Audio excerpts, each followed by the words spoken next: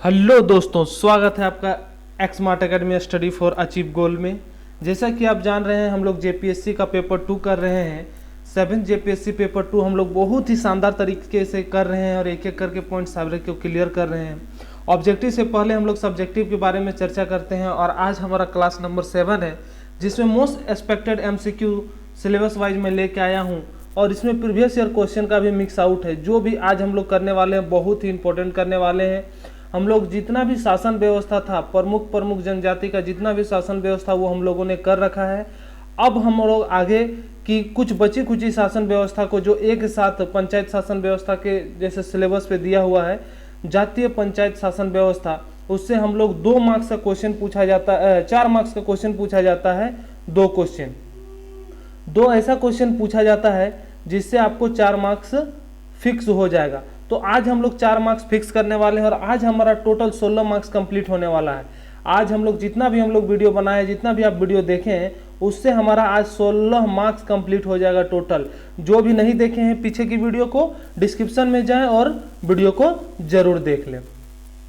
तो मैं आप लोग को बता दूं आज का वीडियो स्टार्ट करने से पहले कि जो भी अन्य बची खुची शासन व्यवस्था है, उस शासन व्यवस्था के बारे में हम लोग चर्चा करेंगे कि वो शासन व्यवस्था क्या है। तो सबसे पहले मैं आप लोग को बता दूं कि हमारे झारखंड में कुल 32 जनजाति है, 32 जनजातियां हैं, जिसमें से हम लोगों ने प्रमुख पंचायत व्यवस्था को, प्रमुख शासन व्यवस्था हम लोगों ने देख ली और इससे जुड़ी थोड़ा बहुत तथ्य हम लोग चर्चा करते चलेंगे और सारे का ऑब्जेक्टिव हम लोग और एनालिसिस भी साथ साथ में करते चलेंगे। मैं आप लोग को बता दूं कि इसमें से प्रमुख जनजाति शासन व्यवस्था से संबंधित जितने भी क्वेश्चन थे हम लोगों ने कर लिया है। अब जितने भी हम लोग शासन व्यवस्था करेंगे वो एग्जाम पॉइंट ऑफ व्यू से इम्पोर्टेंट है, क्योंकि इससे पूरी 2 क्वेश्चन 4 मार्क्स के पूछे जाते ही जाते हैं। तो चलिए स्टार्ट करते हैं हमारा आज का सेशन। और आज का सेशन स्टार्ट करने से पहले मैं देख लेता हूँ कौन सी जनजाति का क्वेश्चन है। तो लोहार या लोहरा जनजाति। तो लोहार या लोहरा जनजाति के मैं आप लोगों को बता दूं कि इसकी कोई अपनी शासन व्यवस्था नहीं थी, परंतु एक जातीय मीटिंग जो होती है, जातीय संगठन जो होती है, उस रूप से ये सारे समस्याओं को सुलझाते थे। 2 गांवों के बीच के विवाद का निपटारा किसी खास मौके पर निर्मित अंतःग्रामीण परिषद के द्वारा किया जाता था। अगर यह 2 गांवों में किसी भी प्रकार का कुछ विवाद हो जाता था तो उसका निपटारण जो होता था अंतःग्रामीण कहने का मतलब है कि अपने गांवों के बीच में ही बैठक करके, आपस में ही बैठक करके उसको सुलझा लिया जाता था। किसमें? न लोहरा जनजाति में, लोहरा या लोहार जनजाति में। तो देखिए पहला क्वेश्चन क्या है कि लोहार या लोहरा जनजाति की शासन व्यवस्था के संबंध में इनमें से कौन सा कथन सत्य है। तो क्या कह रहा है कि इस जनजाति की कोई संगठित शासन व्यवस्था नहीं है ना, इसकी कोई भी संगठित शासन व्यवस्था नहीं है। दूसरा है कि इस जनजाति में जनजाति समस्याओं के निवारण हेतु जाति पंचायत होती है। बोल रहा है कि कोई भी समस्या का निवारण करने के लिए इसमें क्या जाति बैठक होती है, जो मैंने आप लोग को बताया कि इस समस्या का सुलझाने के लिए क्या करते हैं, वो लोहार या लोहरा जनजाति आपस में ही बैठकर इसको सुलझाने का प्रयास करते हैं। ये भी सही है। इस जनजाति में अंतःग्रामीण विवादों का निपटारा अंतःग्रामीण परिषद द्वारा किया जाता है। ये भी सही है, यानी कि ऑप्शन डी इसका करेक्ट होगा। लोहरा या लोहार जनजाति में ये तीनों ही तथ्य सही है। और लोहरा जनजाति के बारे में अगर आप ये 3 सत्य जान गए तो आपको और किसी में कोई परेशानी नहीं होगी। ठीक है, नेक्स्ट क्वेश्चन की ओर चलते हैं। नेक्स्ट क्वेश्चन है भूमिज जनजाति की जातीय पंचायत का मुखिया क्या कहलाता है। अब थोड़ा सा भूमिज जनजाति के बारे में जान लेते हैं। भूमिज जनजाति क्या होता है, मैं आप लोगों को बता दूं कि इस जनजाति की जो पंचायत होते हैं, उस पंचायत का मुखिया कौन होता है, तो प्रधान होता है। कौन होता है? प्रधान होता है। तथा यह पद वंशानुगत होता है और यह पद जो होता है वंशानुगत होता है। जैसे अभी जो है इसके बाद वाला पद क्या होगा, उसका बेटा होगा, उसके बाद वाला पद उसका बेटा होगा, इस तरीके से चलता है। पैतृक सत्तात्मक बंटवारा भाइयों में बराबर हिस्सेदारी में होता है ना। पैतृक जो संपत्ति होती है, पिता की जो संपत्ति होती है, वो भाइयों में बराबर तरीके से बांटी जाती है। उसके बाद भी इसमें एक कंडीशन है, अगर इस परिवार में कोई पुत्र नहीं रहा तो पूरी संपत्ति का अधिकार पुत्री को होता है। अगर उस परिवार में पुत्र नहीं रहा अगर सिर्फ पुत्री है तो वो जो पिता का उसका जितना संपत्ति है उसमें पूरा का पूरा अधिकार किसको होता है? पुत्री को होता है। और इस जनजाति में समगोत्र विवाह को मान्यता प्राप्त है, समगोत्र विवाह को मान्यता प्राप्त नहीं है। इसमें ये क्या कह रहा है कि भूमिज जनजाति में एक ही गोत्र में, एक ही प्रकार के गोत्र में विवाह संपन्न नहीं होती है। तो भूमिज जनजाति के बारे में इतना आपको जानकारी रखना है। तो इसका 2 का क्या बोल रहा है कि भूमिज जनजाति की जातीय पंचायत का मुखिया क्या कहलाता है? तो प्रधान कहलाता है, यानी ऑप्शन ए जो होगा इसका करेक्ट हो जाएगा। नेक्स्ट क्वेश्चन की ओर चलते हैं। नेक्स्ट क्वेश्चन है भूमिज जनजाति की शासन व्यवस्था। भूमिज जनजाति की शासन व्यवस्था के संबंध में निम्न में से कौन सा कथन सही नहीं है? अब हम लोग जितना पढ़े हैं उस आधार पे हम लोग देखेंगे कि कौन सा क्वेश्चन इसका जो है वो सही नहीं है। ठीक है, तो बोल रहा है कि इनकी शासन व्यवस्था में पंचायत के मुखिया का पद वंशानुगत होता है। ये तो होता है वंशानुगत, हम लोगों ने अभी पढ़ा। इन पंचायती में पितृक संपत्ति का बंटवारा भाइयों के बीच बराबर किया जाता है, ये भी सही है। यदि किसी परिवार में कोई भाई न हो तो संपत्ति पर पुत्री का अधिकार होता है, ये भी सही है। इस जनजाति में समगोत्र विवाह को मान्यता प्राप्त है, बस यही गलत है। इस जाति में, इस जनजाति में सगोत्री यानी समगोत्री विवाह का कोई भी मान्यता प्राप्त नहीं है। समगोत्री या सगोत्री विवाह नहीं होता है। ठीक है, यानी कि इसका ऑप्शन डी जो होगा वो करेक्ट हो जाएगा। देख लीजिए क्वेश्चन के ही माध्यम से सारा जो क्लियरेंस है वो आपको हो जाएगा। अब देखिए आ गया महली। तो महली के बारे में थोड़ा बहुत जान लेते हैं कि महली क्या होता है। कि महली जैसे हम लोग देखें लोहार या लोहरा को देखें कि इसका कोई भी सुसंगठित या व्यवस्थित पंचायत व्यवस्था, शासन व्यवस्था नहीं होता, उसी प्रकार महली में भी कोई भी वो शासन व्यवस्था नहीं है। परंतु जो होता है ना कि गांव के स्तर पर मतलब कि कुछ प्रॉब्लम हुआ तो अपने ही कुछ बड़े बुजुर्ग को, अंतर्ग्रामीण बैठक जिसको कहते हैं, कि अपने गांव में ही बड़े बुजुर्गों को या अच्छे अच्छे व्यक्ति को जिसको मतलब कि एक आधिकारिक रूप में माना जाता है गांव में, उनको बैठाकर सारे प्रॉब्लम का निपटारा या सुलझाया जा सकता था। उसके बाद होता है कि इसमें क्या होता है, क्या अपराधी को कोई प्रकार का दंड दिया जाता है? तो देखिए अपराधी को आर्थिक और शारीरिक दोनों प्रकार का दंड दिया जाता है महली में। गंभीर अपराध जो होता है उसको मतलब कि जो सामूहिक होता है ना, खान पान करना पड़ता है, पूरे गांव को खिलाना पड़ता है, सामूहिक भोज करवाना पड़ता है, ऐसे इस प्रकार की सजा सुनाई जाती है अगर कोई वैसा कोई गंभीर अपराध करता है तो देखिए यहाँ पर क्या कह रहा है कि महली जनजाति में गंभीर अपराध के दोषी को निम्न में से कौन सी सजा सुनाई जाती है? देखिए अभी हम लोगों ने वो चीज पढ़ा कि कौन सी सजा सुनाई जाती है, तो सामूहिक भोज की सजा सुनाई जाती है। सामूहिक भोज की सजा सुनाई जाती है अगर कोई गंभीर अपराध करता है, तो इसका ऑप्शन सी जो होगा वो करेक्ट हो जाएगा। नेक्स्ट क्वेश्चन है महली जनजाति के बारे में निम्न में से कौन सा कथन सत्य है? अब कौन सा कथन सत्य है ये देखना है कि इस जनजाति की कोई संगठित शासन व्यवस्था नहीं है, ये तो सही है सर, कोई भी संगठित शासन व्यवस्था नहीं है। इस जनजाति में आपसी विवादों के निपटारे हेतु गांव के स्तर पर पंचायत की व्यवस्था की जाती है, ये भी सही है, यानी उपरोक्त दोनों सही है, इसका ऑप्शन सी सही हो जाएगा। कि महली जनजाति में सर आपने अभी बताया कि इसमें कोई भी सुसंगठित शासन व्यवस्था नहीं है, किसी भी प्रकार के विवाद को, किसी भी प्रकार के समस्या को ये आपस में ही बैठ के निपटारा कर लेते हैं, इसीलिए इनका दोनों ही कथन ये क्या होगा, सत्य हो जाएगा। नेक्स्ट क्वेश्चन की ओर बढ़ते हैं। नेक्स्ट क्वेश्चन है माल पहाड़िया। माल पहाड़िया शासन व्यवस्था में ग्राम पंचायत के प्रधान को क्या कहा जाता है? तो चलिए माल पहाड़िया के बारे में थोड़ा बहुत हम लोग चर्चा कर लेते हैं, आपको बता देते हैं कि माल पहाड़िया क्या होता है। माल पहाड़िया जनजाति जो होता है इसमें ग्राम पंचायत का जो प्रधान होता है वो मांझी होता है। ग्राम पंचायत का जो प्रधान होता है वो कौन होता है? मांझी होता है। ठीक है, मांझी होता है। उसके बाद क्या होता है कि सर इसमें क्या है कि इसका जब प्रधान है तो इसका तो सहायक भी होना चाहिए, तो इसका सहायक कौन होता है सर? गोड़ाइत होता है। कौन होता है? गोड़ाइत। इसका सहायक जो होता है, मांझी का जो सहायक होता है वो कौन होता है? गोड़ाइत होता है और दीवान होता है। गोड़ाइत और दीवान दोनों ही होते हैं सर। और पंचायत का जो फैसला होता है वो सबको मानना होता है। पंचायत का फैसला सभी को मानना होता है तथा निर्णय की अवहेलना करने वालों को गांव से बहिष्कार कर दिया जाता है। अगर कोई इस पंचायत की बात को नहीं मानता है तो उसको सीधे गांव से बाहर कर दिया जाता है, उसका बहिष्कार कर दिया जाता है, उसका कोई मतलब कि और किसी भी तरह की सुनवाई नहीं की जाती है। अगर वो पंचायत का बात नहीं मानता है तो उसे सीधे बहिष्कार कर दिया जाता है। तो हम लोग इसमें 4 पॉइंट पढ़े।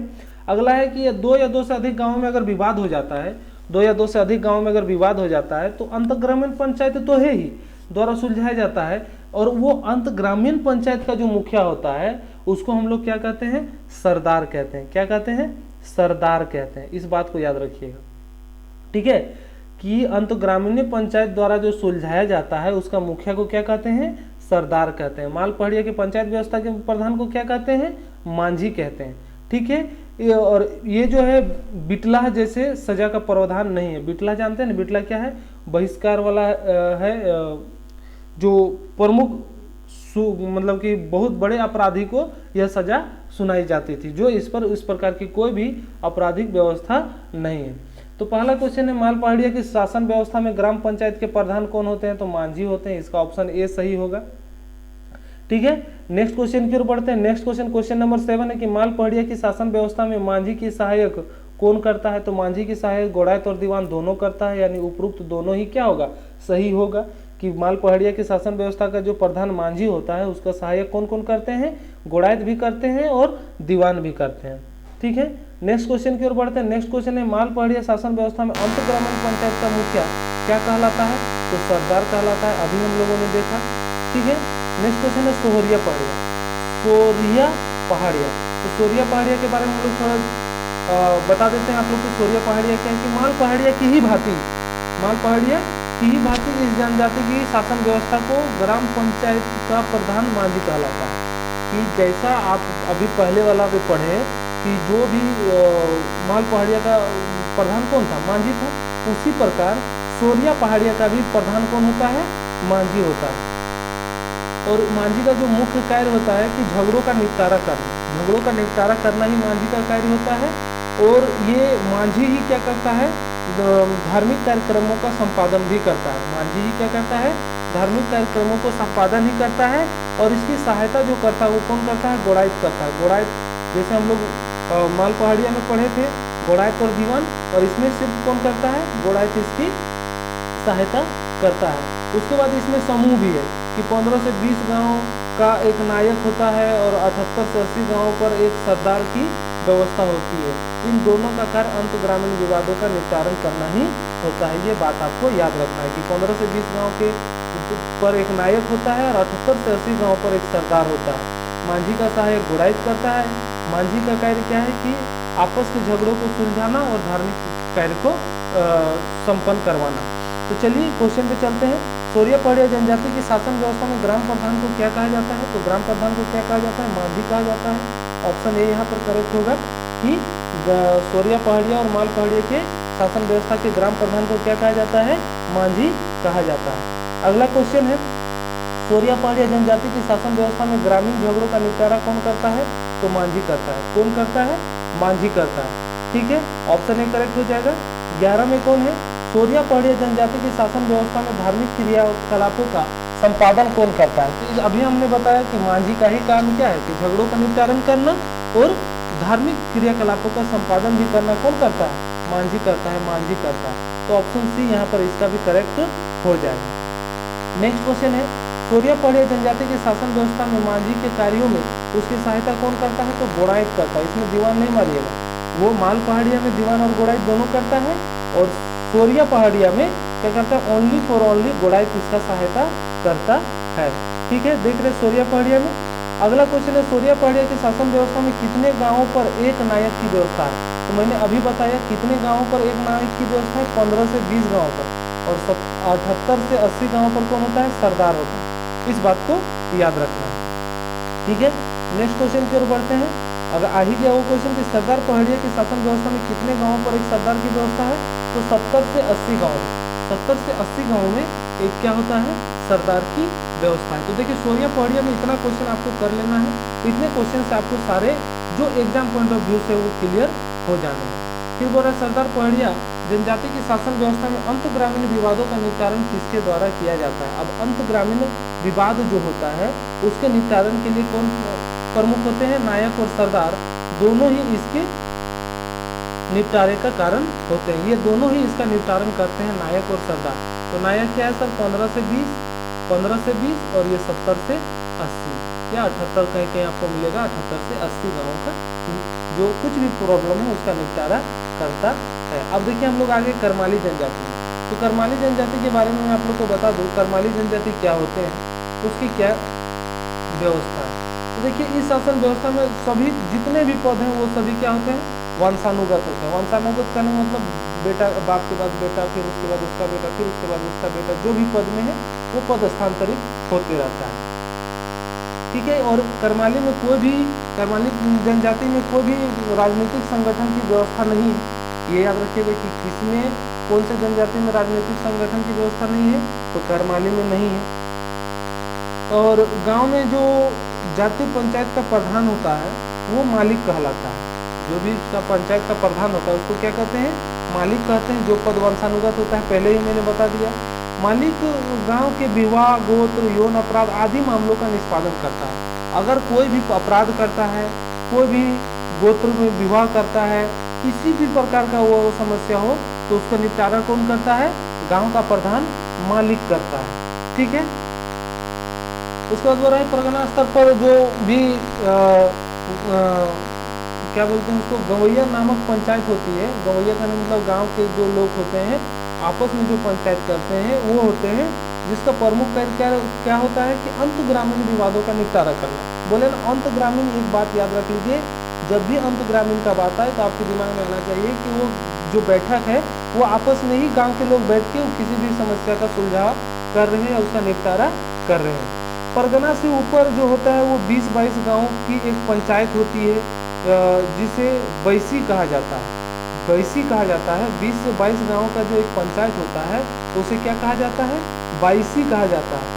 इस जनजाति में शारीरिक के साथ साथ आर्थिक दंड का भी प्रावधान है। इस जनजाति में क्या होता है, अगर कोई अपराध करता है तो उस अपराध का जो दंड होता है वो शारीरिक के साथ साथ आर्थिक, यानी शरीर में हो सकता है कि वो आपको मारने का सजा सुना दे, जैसे पहले राजा करते थे, इसे 10 कोड़े की सजा दी जाए, इसे इस प्रकार की सजा दी जाए, आर्थिक सजा उसमें जुर्माना लगाया जाएगा, इस तरीके की प्रावधान है। उसके बाद बोल रहा है कि गोड़ाइत द्वारा पंचायत की बैठक की सूचना गांव के लोगों तक पहुंचाया जाता है, यानी संदेश वाहक का काम कौन कर रहा है, गोड़ाइत कर रहा है। तो इतना टॉपिक क्लियर होने से सारा ऑब्जेक्टिव जो है आपका क्लियर हो जाना है कि सर इसमें पद वंशानुगत होते हैं, इसमें कोई राजनीतिक संगठन नहीं होता है, गांव पंचायत के शासन व्यवस्था के प्रधान को मालिक कहते हैं, और किसी भी प्रकार के अपराध को या किसी भी कार्यक्रम को संपादन करने की जो व्यवस्था है वो मालिक को प्रदान है। और जो गांव के आपस में कुछ विवाद होते हैं तो उसको अंत ग्रामीण बैठक द्वारा उसको सुलझा लिया जाता है। और 20 से 22 गाँव की पंचायत को बैसी कहते हैं। तो इसमें दंड किस प्रकार का है सर, शारीरिक और आर्थिक दोनों प्रकार की दंड है, और गोड़ाइत जो है इसका संदेश वाहक है सर। तो इतना कुछ इस करमाली जनजाति में आपको क्लियर करना है, जिससे आपका जितना भी रिलेटेड क्वेश्चन पूछे जाएंगे वो आपके क्लियर हो जाएंगे। देखिए पहला क्वेश्चन है कि पंचायत का प्रधान क्या कहलाता है, तो करमाली जनजाति के पंचायत का प्रधान क्या कहलाता है, मालिक कहलाता है, यानी ऑप्शन बी जो होगा वो करेक्ट हो जाएगा, मालिक कहलाता है, ठीक है। नेक्स्ट क्वेश्चन की ओर बढ़, नेक्स्ट क्वेश्चन है करमाली जनजाति की शासन व्यवस्था के संबंध में निम्न में से कौन सा गलत है। बोला इसमें से कौन सा गलत है, इस बात को देखना है कि इस शासन व्यवस्था में सभी पद वंशानुगत होते हैं। सर ये आपने बताया वंशानुगत होते हैं। इस जनजाति की शासन व्यवस्था में कोई व्यवस्थित राजनीतिक संगठन नहीं पाया जाता, ये भी आपने बताया, ये भी सही है। इस जनजाति की शासन व्यवस्था में ग्राम प्रधान का पद वंशानुगत होता है। तो सारे पद वंशानुगत है तो ग्राम प्रधान का भी पद क्या होगा, वंशानुगत होगा। तो उपरोक्त सभी कथन सही है, उपरोक्त सभी कथन सही है, यानी ऑप्शन डी जो होगा इसका करेक्ट हो जाएगा कि करमाली जनजाति में सर सभी पद वंशानुगत होते हैं, इसमें कोई राजनीतिक संगठन नहीं पाया जाता। ये चीज आपको क्लियर रखनी है। नेक्स्ट क्वेश्चन की ओर बढ़ते हैं। नेक्स्ट क्वेश्चन है कि करमाली जनजाति की शासन व्यवस्था में परगना स्तर पर पाई जाने वाली पंचायत को क्या कहा जाता है। तो परगना स्तर पर पाई जाने वाली जो पंचायत है उसको क्या कहा जाता है, तो सत गवैया कहा जाता है। क्या कहा जाता है, सत गवैया कहा जाता है। ये स्टार लगा लीजिएगा, ये सब्जेक्टिव के रूप में मैंने नहीं बताया था, इसको स्क्रीनशॉट ले सकते हैं आप कि करमाली जनजाति की शासन व्यवस्था में परगना स्तर पर पाई जाने वाली पंचायत को क्या कहा जाता है, सत गवैया कहा जाता है। क्या कहा जाता है, सत गवैया, ठीक है। नेक्स्ट क्वेश्चन की ओर बढ़ते हैं। नेक्स्ट क्वेश्चन है करमाली जनजाति की शासन व्यवस्था में अंत ग्रामीण विवादों का निस्तारण किसके द्वारा किया जाता है। अब अंत ग्रामीण विवाद जो है वो किसके द्वारा निस्तारण किया जाता है, इसके बारे में पूछ रहा है। तो सत गवैया, जो अभी हम लोग ऊपर में पढ़े हैं कि आपस में जो पंचायत होती है, बैठक जो होती है, उसको क्या कहते हैं, सदगवैया कहते हैं। तो अंतर ग्रामीण विवाद का निस्तारण भी किसके द्वारा किया जाता है, सदगवैया के द्वारा, यानी ऑप्शन ए जो होगा इसका करेक्ट हो जाएगा। नेक्स्ट क्वेश्चन की ओर बढ़ते हैं। नेक्स्ट क्वेश्चन है कि करमाली जनजाति की शासन व्यवस्था में 20 से 22 गांवों पर निर्मित पंचायत को क्या कहते हैं, बाईसी कहते हैं। क्या कहते हैं, बाईसी कहते हैं, यानी ऑप्शन सी जो होगा करेक्ट हो जाएगा, बाईसी कहते हैं। इस बात को याद रखिएगा कि 20 से 22 गांवों के निर्मित पंचायत को क्या कहा जाता है, बाईसी कहा जाता है। कहाँ पर, करमाली जनजाति शासन व्यवस्था। नेक्स्ट क्वेश्चन है, करमाली जनजाति की शासन व्यवस्था में पंचायत के बैठक की सूचना गांव के लोगों तक पहुंचाने का कार्य कौन करता है। अभी लास्ट पॉइंट मैंने बताया था कि संदेशवाहक का काम कौन करता है, गुड़ाइत करता है। संदेशवाहक का काम कौन करता है, गुड़ाइत करता है, यानी ऑप्शन डी जो होगा इसका क्लियर सही आंसर हो जाएगा कि किसी भी प्रकार की बैठक की सूचना जो है वो गाँव के लोगों तक पहुँचाने का काम गुड़ाइत के द्वारा किया जाता है। ऑप्शन डी करेक्ट हो जाएगा। नेक्स्ट क्वेश्चन हम लोग चलते हैं परिया। अब आ गया परिया जनजाति। तो परिया जनजाति के बारे में हम लोग जान लेते हैं कि परिया जनजाति क्या है। मैं आप लोग को बता दूं कि परिया जनजाति जो है वो उसका एक शासन व्यवस्था होता है, ग्राम पंचायत शासन व्यवस्था होता है। इस ग्राम पंचायत शासन व्यवस्था का जो मुखिया होता है उसको हम लोग क्या कहते हैं, महतो कहते हैं। क्या कहते हैं, महतो, महतो कहा जाता है। इसका एक सहायक भी होता है, इसके सहायक को क्या कहा जाता है, कहतो या खतो। कहतो या खतो दोनों, या ये दोनों नाम में से कोई एक नाम आपको मिलेगा। कहतो या खतो जो होता है वो महतो का सहायक होता है। और जो महतो द्वारा जो नियम बनाया जाता है, जो निर्णय लिया जाता है, वो प्रथागत नियमों के आधार पर होता है। प्रथागत नियमों के आधार पर कहने का मतलब है कि जो प्रथा चलती आ रही है, जो उनके पूर्वजों के द्वारा उन्हें बताया गया है, उन सभी के आधार पर जो है वो निर्णय लिया जाता है। और ये एक परिया जनजाति की एक खासियत क्या है कि इसके जो प्रत्येक गांव में जाति पंचायत होती है, प्रत्येक गांव में जाति पंचायत होती है। और उसे क्या कहा जाता है सर, जिसे भयारी, भयारी, देखिए मैं आप लोग को बता दूं क्या कहा जाता है, भयारी, भयारी, भैयारी, ठीक है, भैयारी या जाति गोट, भैयारी या जाति गोट। देखिए लिख के इसलिए बता रहा हूँ कि कुछ कुछ ये जो ऐसे नाम है वो माइंड पे सेट होने चाहिए आप लोगों को। तो मैं आप लोगों को बता दूं कि गांव की जो जाति पंचायत होती है उसे क्या कहा जाता है, भैयारी या जाति गोट कहा जाता है। इसमें भी समूह होता है सर। क्या समूह होता है, तो 8 से 10 गांवों को मिलाकर अंतग्रामीण पंचायत की जाती है। 8 से 10 गांवों को मिलाकर अंतग्रामीण पंचायत। अंतग्रामीण पंचायत मैंने बता दिया कि आपस में ही बैठ के उसको सुलझाया जाता है, जिसे कारा भैरी, समझ रहे ना। अभी हम लोग भैरी देखें, भैयारी, इसको कारा भैयारी, कारा भैयारी, ठीक है, कारा भैयारी कहा जाता है। यह होता क्या है कि सर यह एक से अधिक गांवों के बीच में जो विवाद होता है उसका निपटारा करता है। 8 से 10 गांवों के बीच में अगर किसी भी 2 गांवों में ऐसा कुछ समस्या आ गया, कुछ विवाद आ गया, तो उसके निपटारा के लिए कारा भैरी जो होता है वो समर्थ होता है। गांव के धार्मिक कार्यक्रम को अब कौन करता है, तो गांव के धार्मिक कार्यक्रम का संपादन कौन करता है, महतो करता है। कौन करता है, महतो। परिया जनजाति के धार्मिक कार्यक्रमों का संपादन कौन करता है, महतो करता है। और गांव के कल्याण हेतु, गांव के कल्याण हेतु पूजा पाठ किया जाता है, तो वो किसके द्वारा किया जाता है, वह बैगा के द्वारा किया जाता है। बैगा के द्वारा गांव के कल्याणकारी पूजाओं को संपन्न किया जाता है। इतना क्लियर रखना है कि परिया जनजाति के गांव पंचायत का मुखिया कौन कहलाता है, तो महतो कहलाता है सर। इसका सहायक कौन होता है, कहतो या खदो होता है। और इसका निर्णय जो होता है वो प्रथागत निर्णयों के आधार पर होता है। और प्रत्येक गांव में जाति बैठक होता है जिसको भैयारी या जाति गोट कहा जाता है। 8 से 10 गांवों को मिलाकर एक अंतग्रामीण पंचायत की निर्माण की जाती है, जिसमें कार्य क्या होता है कि 2 या 2 से अधिक गांवों के बीच के विवाद का निपटारा किया जाता है। और 8 से 10 गांवों के समूह को कारा भैयारी के नाम से जाना जाता है। धार्मिक कार्यक्रम का इसका प्रधान ही महतो संपन्न करता है। और कल्याणकारी पूजाओं को कौन करता है, बेगा करता है। इतना आपको समझते हुए चलना है और परिया जनजाति का सारा क्वेश्चन आपको क्लियर करना है। तो परिया जनजाति की पंचायत को किस नाम से जाना जाता है, तो किस नाम से जाना जाता है, जाति और भैयारी। दोनों ही हम लोगों ने पढ़ा है कि जाति और भैयारी दोनों ही नाम से जाना जाता है, यानी ऑप्शन सी जो होगा वो आपका करेक्ट हो जाएगा। अगला क्वेश्चन है, परिया जनजाति की शासन व्यवस्था में ग्राम पंचायत के मुखिया को क्या कहा जाता है?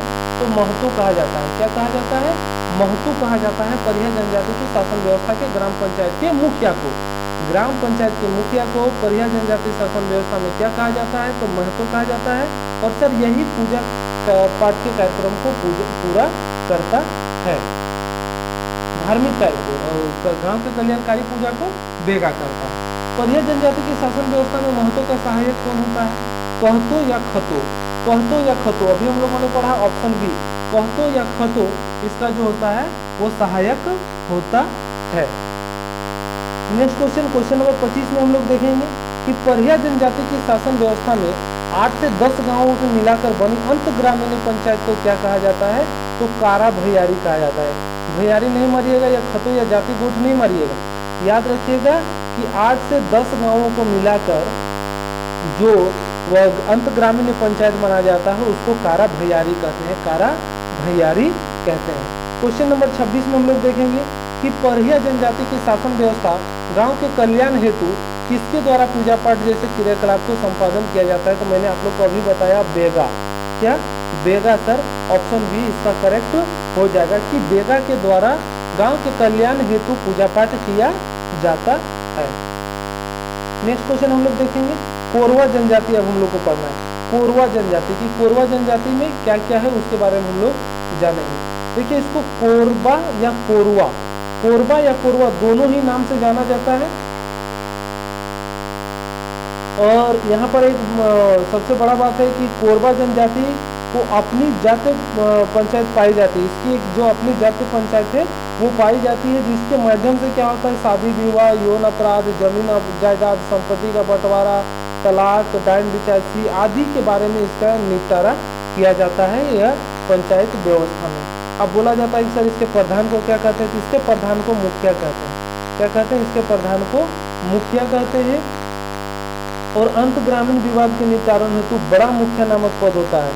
अंत ग्रामीण बैठक जो होता है कुछ गांवों को मिलाकर, उसका प्रधान को क्या कहा जाता है? बड़ा मुखिया कहा जाता है। और गवाहों को शपथ दिलाकर अपराधों की सत्यता का पता लगाया जाता है। अब जो भी कोई अपराध किया है और उसके बारे में कोई बोल रहा है कि यह अपराध इसी ने किया है, तो वह गवाह को कसम खिलाया जाता है, उस गवाह को शपथ दिलाया जाता है, सत्यता का पता लगाया जाता है शपथ दिलाकर। ठीक है। जाति जो होता है, जाति से बाहर विवाह करने वाले व्यक्ति को बिटलाहा। अब देखिए बिटलाहा एक शब्द आया, हम लोग पिछले क्लासों में पढ़े हैं बिटलाहा के बारे में। तो जो भी इस क्लास को नहीं देखे हैं पीछे क्लास को, वो प्लेलिस्ट में जाकर देख सकते हैं। प्लेलिस्ट का लिंक डिस्क्रिप्शन में दिया हुआ है। तो बिटलाहा जो होता है, बिटलाहा ये क्या है? ये समाज से बहिष्कार का एक सजा है। समाज से बहिष्कार का एक सजा है, यानी समाज से उसको निकाल देने की एक सजा है। और समाज से निकाल देने के बाद उसको पुनः अगर शामिल करना है तो उसको भोज भात खिलाना पड़ता है, पूरे गांव को खाना खिलाना पड़ता है।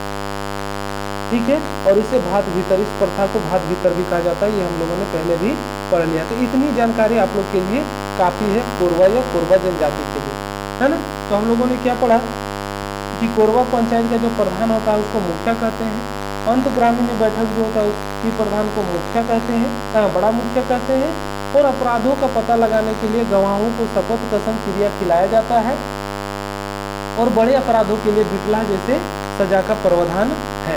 और बिटलाह में जब सामाजिक को बहिष्कार कर दिया जाता है, समाज से उसको निकाल दिया जाता है, तो समाज में शामिल करने के लिए फिर पूरे गांव को खाना खिलाना पड़ता है, जिसे भोज कहते हैं। और इस प्रथा को भात भीतर भी कहा जाता है। तो पहला क्वेश्चन है, कोरवा जनजाति की शासन व्यवस्था में ग्राम पंचायत के प्रधान को क्या कहा जाता है? तो मुखिया कहा जाता है। क्या कहा जाता है? मुखिया कहा जाता है, यानी ऑप्शन सी जो होगा ये करेक्ट हो जाएगा। नेक्स्ट क्वेश्चन हम लोग पढ़ेंगे कि कोरवा जनजाति की शासन व्यवस्था में निम्न में से किसके द्वारा अंत ग्रामीण विवादों का निपटारा किया जाता है? तो अंत ग्रामीण विवादों का निपटारा जो है मैंने अभी बताया, अंत ग्रामीण पंचायत का जो प्रधान होता है उसे क्या कहते हैं? तो बड़ा मुखिया कहते हैं, यानी ऑप्शन ए जो होगा वो करेक्ट हो जाएगा कि अंत ग्रामीण विवादों का निपटारा बड़ा मुखिया द्वारा किया जाता है। अगला क्वेश्चन है कि कोरवा जनजाति की शासन व्यवस्था के संबंध में निम्न में से कौन सा कथन असत्य है? कोरवा जनजाति जो है तो उसका कौन सा कथन असत्य है, इसके बारे में हम लोग देखेंगे। ठीक है। इस व्यवस्था में शादी विवाह, संपत्ति बंटवारा, तलाक, जमीन जायदाद सारे मामले का निपटारण जो है वो जातीय पंचायत के माध्यम से किया जाता है। ये तो सही है सर। इस व्यवस्था में गवाहों को शपथ दिलाकर ये भी सत्यता का पता लगाने के लिए किया जाता है। जाति से बाहर विवाह करने वाले व्यक्ति को गांव से बहिष्कृत कर दिया जाता है, बिटलाहा की सजा सुना दी जाती है और बिटलाहा से फिर इसको अपने समाज में जोड़ने के लिए पूरे गांव जाति को भोज खिलाना पड़ता है, यानी भात भीतर भात खाना खिलाना पड़ता है। यानी ऑप्शन डी जो होगा सही होगा। उपरोक्त सभी कथन इसके सत्य है। नेक्स्ट क्वेश्चन है, कोरवा जनजाति में भात भीतर का प्रथा क्या है? तो भात भीतर का प्रथा क्या है कि समाज से निष्कासित यानी बहिष्कार किए गए सदस्य को पुनः समाज में शामिल करने की प्रथा को भात भीतर प्रथा कहते हैं, कि भात खिलाओ और भीतर हो जाए। ठीक है, इस तरीके से याद रखिएगा कि भात खिलाएगा तभी समाज में भीतर यानी अंदर, भीतर मतलब अंदर। ठीक है। नेक्स्ट क्वेश्चन है असुर जनजाति। असुर जनजाति के बारे में मैं आप लोग को बता देना चाहूँगा कि असुर जनजाति क्या होता है, इसका प्रमुख अधिकारी कौन होता है और कौन कौन इसमें अधिकारी होते हैं, उन सभी के बारे में मैं आप लोग को बता दूँ। तो असुर जनजाति के कुछ प्रमुख अधिकारी होते हैं, जिसमें महतो, बेगा, पुजार, गोड़ाई, ये जो होते हैं इसके प्रमुख अधिकारी होते हैं। और जितने भी पद होते हैं इस गांव में, वो सभी जो होते हैं वो माने युवा पुरुष को सदस्यता मिलती है। महतो का, बेगा का, पुजार का, गोड़ाई का, इन सभी का जो पद है ये युवा लड़कों को मिलती है। और उसके बाद इसमें एक व्यवस्था है कि पंच का इसमें निर्माण होता है। 5 बड़े गांवों को मिलाकर एक पंच बनाया जाता है। जो गांव में किसी भी प्रकार की विवाद हो तो उसका निपटारा उस पंच के द्वारा किया जाता है। अगर उसे में अपराध पाया गया तो उस पंच के द्वारा उस अपराधी को शारीरिक या आर्थिक दोनों प्रकार से दंड दिए जाते हैं। ठीक है, तो चलिए इसमें हम लोग क्वेश्चन करते हैं कि असुर जनजाति की शासन व्यवस्था के संबंध में निम्न में से कौन सा कथन सत्य है। तो ये सब हम लोग देखेंगे। तो क्या है, बोल रहा है कि इस जनजाति की पंचायत व्यवस्था में महतो, बेगा, पुजार, गोड़ाई प्रमुख अधिकारी होते हैं। ये तो मैंने अभी बताया। इसमें सभी वयस्क पुरुष सदस्य भाग लेते हैं, ये भी बताया।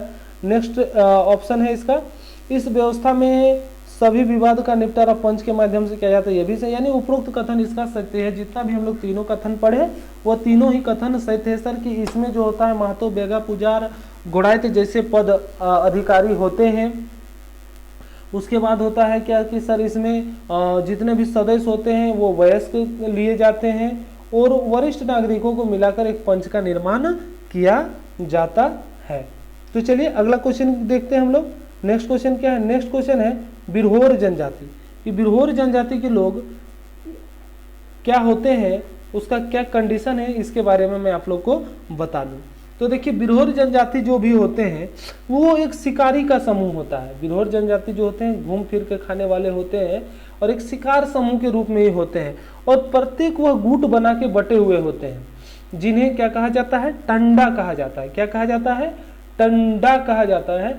और टंडा जो होता है वो बिरहोर का सर्वोच्च गठन होता है। टंडा क्या होता है, बिरहोरों का सर्वोच्च गठन होता है। इसके मुखिया नाये कहलाते हैं। मुखिया क्या कहलाते हैं, नाये।